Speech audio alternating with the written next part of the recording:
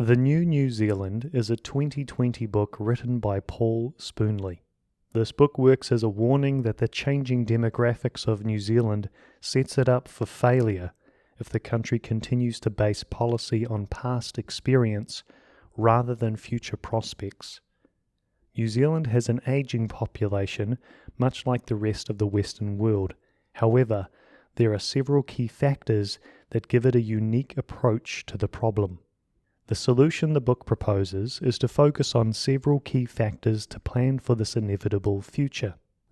These factors are population policy, managing the growing proportion of elderly, addressing the needs of marginalized groups like Māori and Pacifica, whose cultural and demographic attributes are likely to help support New Zealand's future, and planning for a future workforce that will support the country.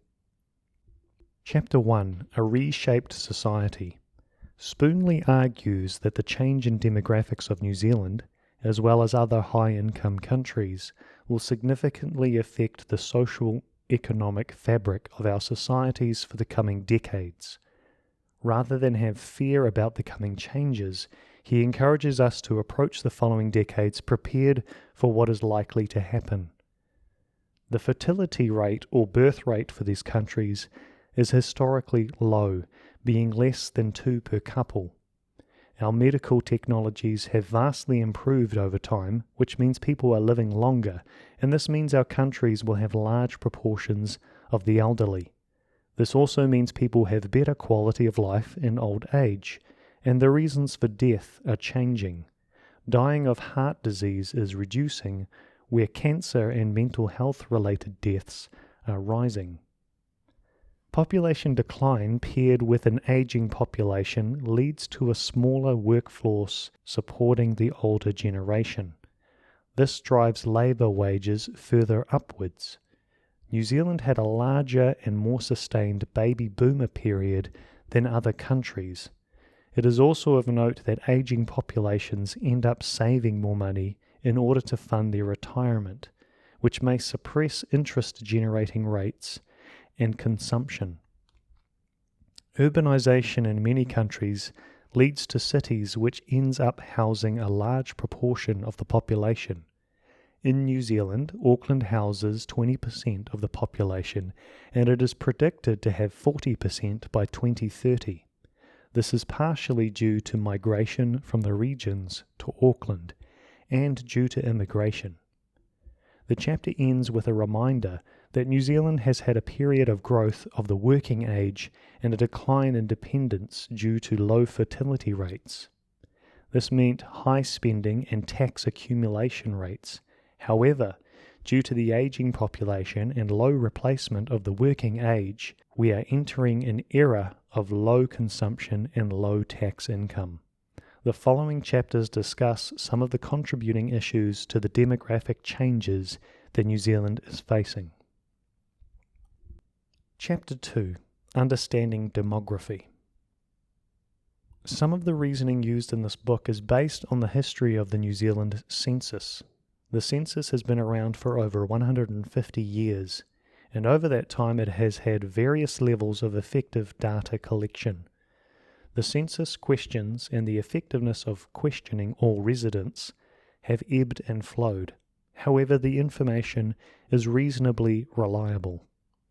Currently, the total fertility rate, or TFR, in New Zealand is below the replacement threshold.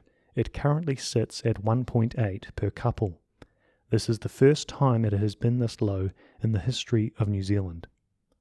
In 2013, over a quarter of New Zealanders were born in another country, and this figure has been increasing since then. New Zealand has always had a high proportion of residents that were born overseas. This inward flow of people is significant compared to the natural increase, or births, and it plays an important role for our demography.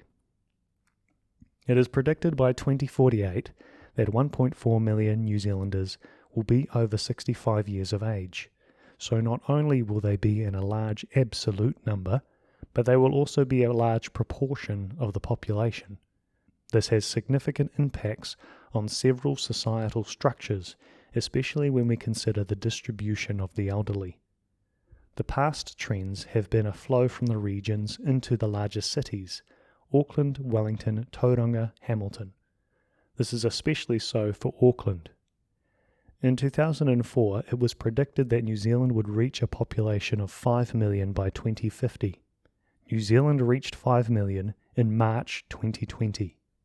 This has led to poor infrastructure development and planning that doesn't match with the reality. In the 1970s, New Zealand had a net gain of workers immigrating versus emigrating of about 1.5 to 1. It is currently below 1 and will drop to 0.5 by 2040. Chapter 3, Modern Families. A brief description of the term family. A family is a unit of people providing support for the well-being of family members, as well as passing on knowledge, culture, values, and attitudes. Notice that this is a broad catch term and includes more than what a traditional family unit is expected to be. The typical family unit in New Zealand changed from 2 biological parents with 3 children from before the 1960s, and it is now much more of a spectrum. In most cases, people are having less children, especially if they are more educated. If they are having children, then they are having them later in life. In New Zealand, there are more children born to women in their 40s than those in their teens. Marriage has been falling out of favour since the 1970s. There is a significant portion of single-parent households, which is approximately 30% of the households, and this is set to rise.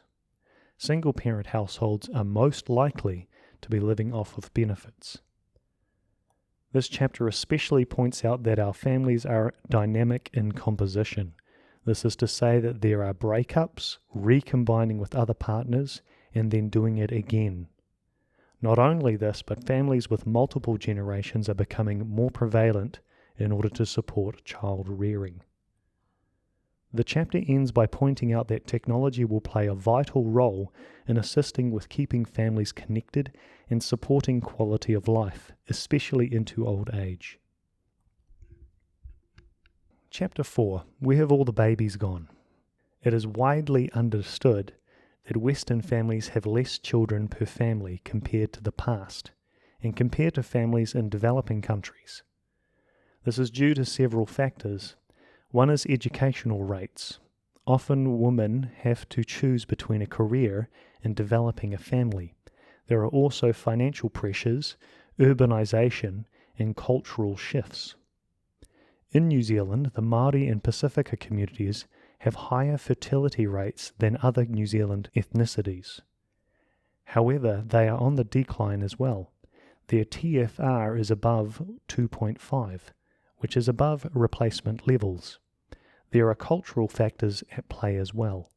Māori and Pacifica have cultural obligations that tend to mean they are likely to focus on family planning. There have been attempts by some Western governments to improve birth rates by favouring natalist schemes, which are schemes that promote childbearing. These attempts have been met with little response. Chapter 5. Here we come. New Zealand has always had a high level of immigration, and the requirements to become a permanent resident or citizen are not as demanding as other countries like the US or Japan. Almost a quarter of New Zealand residents were born overseas. The indicator of migration used by Stats New Zealand is the 12 to 16 month rule, which essentially asks, over the last 16 months, where did a person spend a total of 12 months, either in the country or outside? Immigration can be a populist issue because of what is seen as negatives of immigration, such as lower wage levels, less jobs for those already in the country, and a greater demand on infrastructure to support the increase in population. However, immigrants often bring skills needed for the economy. They pay taxes through their work, and they bring cultural knowledge. The book suggests that there may be a slight net benefit from immigration. In addition, New Zealand has a long history of racism towards immigrants, even though the majority of the country have immigrated here and don't have long family ties to the land. This needs to be addressed because the current projections for ethnic composition will change into 2038, where European descent will decrease in proportion while still remaining a majority, and the Asian community will be expected to pass 20%, or a fifth of the country, which will surpass the Māori identifying community. The Asian community in these statistics includes Indian as well as Southeast Asia. Chapter 6. The New Zealand Diaspora. A large proportion of the New Zealand citizen population is set overseas. 1 in 6 Māori are living in Australia. This sets a difficult precedent because many countries have a struggle in interacting with their expatriates. New Zealand's diaspora is estimated to be around 800,000 to 1 million people, which is a large proportion compared to the ones that remain in the country. New Zealand went through a period of immigration in the late 1800s and the early 20th century. It is now leaning more towards immigration. This immigration is leading to a skills and labour shortage. While New Zealand and Australia used to have a good arrangement of sending citizens back and forth, as of the last couple of decades, Australia has suspended rights and privileges to New Zealanders residing in its borders compared to Australians staying in New Zealand.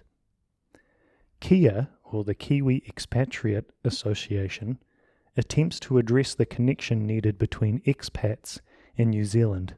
However, the struggle of keeping a connection between a country someone has abandoned is a problem that many countries face. Chapter 7. The Rise or Fall of Regions. The regions in New Zealand are those that are not Auckland. Many regions face a problem of people migrating from smaller towns to the larger cities. This means the growth of regions is in decline, since young families are most likely to be moving and the elderly are to remain in a region. A good example is the Thames Coromandel district compared to Hamilton. Thames Coromandel already has a high proportion of elderly, whereas Hamilton has a large proportion of people in their 20s due to the University of Waikato. What this means for regional districts is that there will be less workers and an increasing need to support the elderly, such as a burden on healthcare. Since the elderly are less likely to use a lot of services and the population is in decline, this often leads to less services being offered. A good example is education. Many small regional schools are being closed. Several specific examples are of schools that have been running for nearly or over 100 years. Business services offered are reduced as well. A solution will be for these regions to focus on the reasons why people would leave Auckland and live in the regions. Often these are retirees and some working families. There is also a case for regions to attract more immigrants and make themselves more attractive by promoting communities of immigrants. This is because one of the reasons why Auckland is growing so much is because immigrants land and stay in Auckland, but this doesn't have to be the case. Chapter 8. Super City. Auckland is growing at a rate that makes it difficult to support the growth in infrastructure. The immigration into the city means it has a large diversity of communities and cultures. These communities are not spread out homogeneously, and particular suburbs have majorities of various ethnicities. The public transportation in Auckland is not prepared for its growth. It has had electrical grid issues in 1998 and 2006 particularly, and while road building and new grid infrastructure has been supplied, it appears to be mostly retrofitting rather than future planning. Need for new schools is increasing, and schools are struggling with the demand of increasing roles. Chapter 9. When I'm 64. As the population ages, the New Zealand superannuation scheme may have to change the age of eligibility as the proportion of elderly increases. While most elderly have their houses in freehold, there is a portion that don't. As our population ages, they will also require more health care. It is predicted that the amount of nurses and personal care workers will need to double by mid-century. Chapter 10. OK Boomer. While there is much that can be said about intergenerational hate, there is truth to the differences and opportunities afforded to boomers compared to their latter counterparts. Access to cheap tertiary education, comparatively cheaper houses, work culture differences, and global recessions were less common for the boomer generation. Chapter 11. What next? In this chapter, the author offers several factors to start to focus on as New Zealand heads further into its demographic change. New Zealand needs to investigate a population policy, one that looks at more than just immigration, but also fertility and mobility within the country. It needs to consider the aging population and the demographic changes in the regions. All the while, the diverse cultural tools that our communities hold have to be used effectively. On top of this, we need to prepare the way for a workforce that will support our society as it ages. Unfortunately, the author does not provide straight solutions, but at the very least he points out what areas need to be looked at. Chapter 12. A New New Zealand.